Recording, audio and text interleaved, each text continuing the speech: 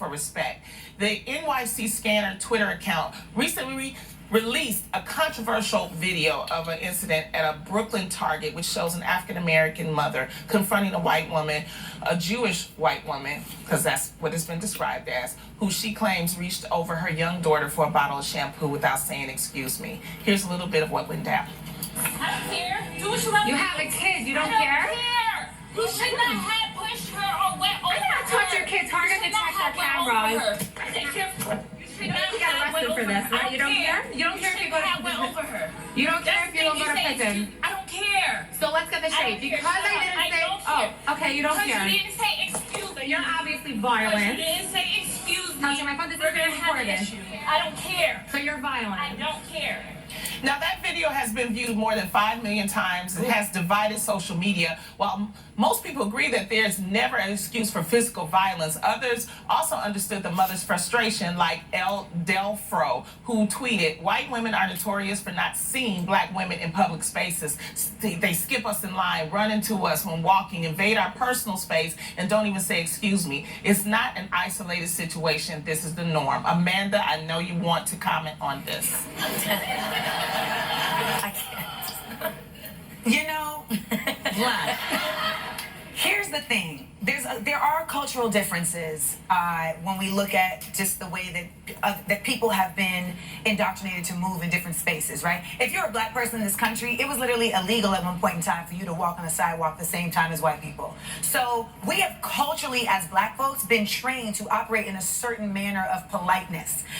In the other side of things, that has not been expected. And so even when you are in predominantly white spaces, you'll see that oftentimes white folks are interacting with each other in a different level of mannerisms and politeness that other folks aren't. And so sometimes I'm like, am I taking this personal? Am I adding race to this? Or is this just like they move different because they've gotten to move different in this world, right, and in this nation? Now, in this situation, she had no right to hit the girl phone.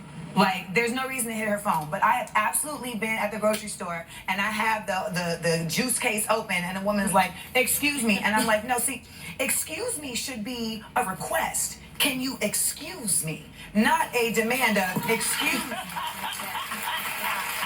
that I've done something that I've already done it, and now you're going to it. You're asking for permission, not forgiveness. And that's what excuse me should be. And another line that was super cross was, I felt that the woman was baiting the mom. Yes. You know what I mean? Yeah, like, that's what if it she was. doesn't answer, so you don't care, so you don't care, so you don't care. So and you're it's violent. Right. So you're violent. And when you antagonize somebody like that, you're gonna get a reaction. So that was real disrespectful on a level of, like, I think just as women, like, if you see a mom, know that she's got a lot of mom things that she's got going on. She might have, overlooked something or whatever, but just have grace for that. And if it's a little kid, like, just also always pardon a kid. Just let a kid be a kid, and let them get their thing, let them move out of the way, and you do your adult thing. But just be the bigger person in general, always, as a woman and as an adult.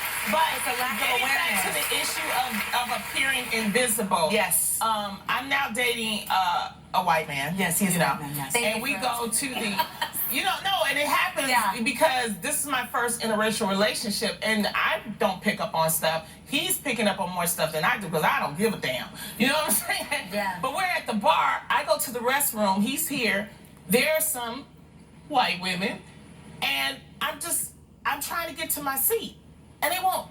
As big as my ass is, I know you see my ass. But they're not acknowledging. But they're not acknowledging. They're not even, to even get through. So my boyfriend has to get up. James, like, excuse me, let my girlfriend get through. And I'm like, that's my boo. You also mentioned something. Remember at the doctor's office, you said that the doctor almost talked to him instead of to you? Yes, that was a male thing. I don't think that was the doctor was a male doctor, and he saw James, and and it was a colonoscopy. Yes, I took him to my colonoscopy. You taking care of your health? Yeah, and he basically just looked at James. He didn't. I'm sitting there after the colonoscopy. Yes, I was a little knocked out, but I was fully conscious. And he's just having a full-on conversation with James. Like, and then the way he was describing it is beautiful up there. It's glorious. I'm like, what?